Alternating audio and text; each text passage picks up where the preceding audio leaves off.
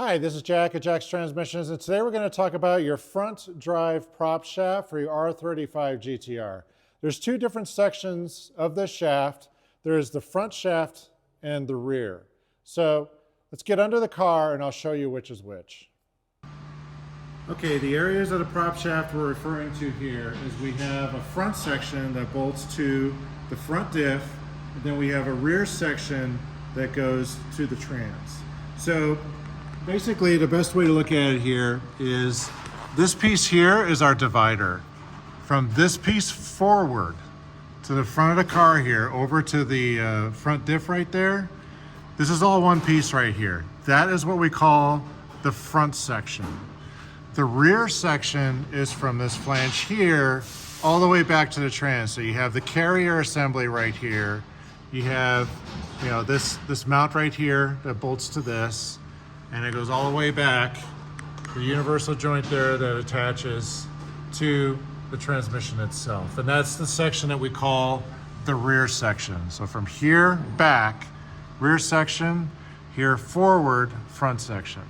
Okay, so as we can see, this one here would be the front shaft. This goes to the front diff right here, and then this goes over to the carrier area at the center of the shaft assembly. This piece here actually has a pretty high failure rate, and a lot of people don't know it. So hopefully this will help you spot an issue with your shaft with this video. So what happens is this tube is extraordinarily weak in these, and they twist very easily. And when they twist, what will happen is it'll knock it out of balance, and it'll start shaking under the car, especially at high speed when you're under full power. It could really wreak havoc under the car. I think back in the day when people used to break a lot of the OEM diff housings in their cars, it had to do with these, because anytime a front diff would come in that was blown up, this would have distortion to it. It would be completely out of balance. If you think about it, this is rotating at high speed. So if it's wobbling around and out of balance because it's all twisted, it's putting a lot of pressure on your front diff housing. So this is a very critical piece that a lot of people don't really look into. So if it is twisted, what will happen is at high speed in the car, if you're doing like a second or third gear pull, your passenger may complain that there's a vibration in the floorboard, especially if you're at full throttle. So if you feel that, pull the shaft out and put it on a flat surface like this. What you want to do is you want the flanges on each side to be up on your flat surface and flush. If one end is twisted up a little bit and the other end is flush, your tube is twisted. And another way you could tell is looking at the paint around the welds. We've seen some where they twist and you'll see chipping and peeling of the paint at each end where the weld is. If you see any of that, there's a problem. So what we do is these ends right here, these universal joints, are actually really robust. They can withstand anything you throw at them. They're solid assembly. They're really, really good. So if these are in good shape, we try to leave them alone because there's nothing better than the OEM ends on these things. Anything aftermarket is weaker. So we try to keep this. We recondition these, make sure they're really nice. And then we replace the tube with a better gauge material. The tubes we use are much, much harder. They're less prone to twisting. And in my own personal car here, one of the very first ones we made about 10 years ago is still in this car. And I've blown up rear axles, which is detrimental to the front drive system. It sends all the power to the front. It shocks everything. It's survived that.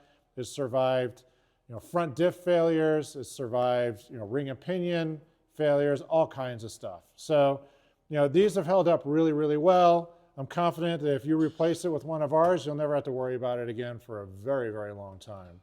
So now we get to the rear section. This one's a little bit more complicated. The rear section has a carrier bearing on it. And the carrier is, just your standard rubber deal, but it's a single-sided piece of rubber here, and it falls apart. The platform is aging. These will rot, deteriorate. Everything will rip off of here, and it'll just come loose, and then your shaft is just, wobbling around in the carrier. So what we do is we upgrade the carrier to a much wider, thicker unit. So it's no secret, this is out of a Toyota four-wheel drive. These are all heavy-duty four-wheel drive parts. And you can see it's a lot wider. It's, it's got a lot more meat to it. There's a lot more area here to stabilize the shaft. You have rubber like you see here, but it's on both sides. You have it on this side and on this side. And if this looks familiar, there are people that have tried to make these shafts using these carriers in the past and they failed. And the reason they failed is because when they weld everything together here, when they put it together, they're not squeezing it together tight enough. It's too loose. So the rubber in here falls out and you're always having problems or you're having to put the rubber back in and vibration issues and stuff. We don't have that issue here. We have a jig set up to put these in and set them up nice and tight, so you never have to worry about the rubber coming out. They always stay intact. And another nice thing we do is the OEM bracketry here. We cut it off the OEM unit and we put it on the new carrier. And that makes it really easy to install these into the car. It's just like OEM. Fits absolutely perfectly every time. Just like that. A very minimal distance between the carrier and the housing and the plate here. It's absolutely perfect every time. Really, really nice fit. And you use the stock bolts in here, the stock fasteners. It's just like factory. Really, really nice fit. Makes everything super easy. So another upgrade that we do to these is the stub shaft. As you can see with this picture here of a broken shaft, the stub in the factory unit is really tiny and it can't take much torque or shock before it shears off, just like in that picture. So as we can see here, this hole is really small for the stub shaft. Our stub shaft is at least double the size of the OEM. We've never had these break in any of our 7-second cars. My own personal car has had this on there for a very long time. It's been through hell and back. Never had a problem with this. So stub shaft, nice meaty stub shaft. And we also make our own flanges as well. We make these here at Jack's Transmissions to fit the stub shaft. And like with anything here, we try to design them, thoughtfully. It's a pretty good fit.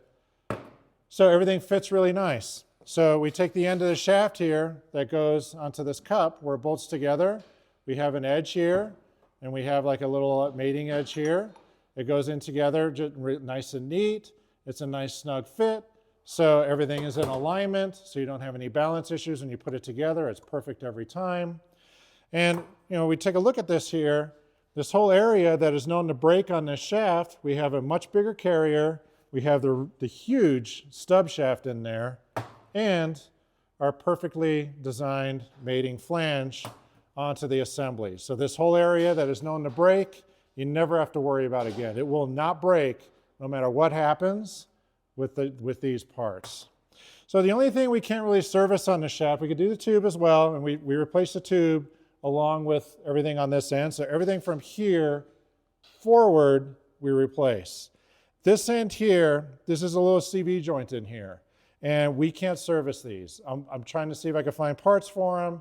I'm trying to see if maybe we can manufacture some parts here to replace in these, but these are extraordinarily reliable. I've never seen these break. The only problem they have is the rubber boot in here. If this rubber boot cracks or rips and you see grease coming out, then your shaft isn't a good core for a rebuild. You need to find another one, and then we can beef it up for you.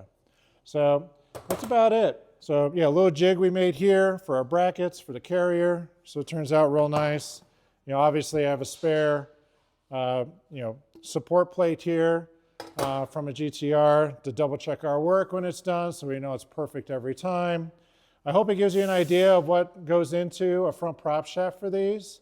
We believe that our design is the best in the business. We really put a lot of attention to detail on all of these parts to make sure fitment is perfect every time.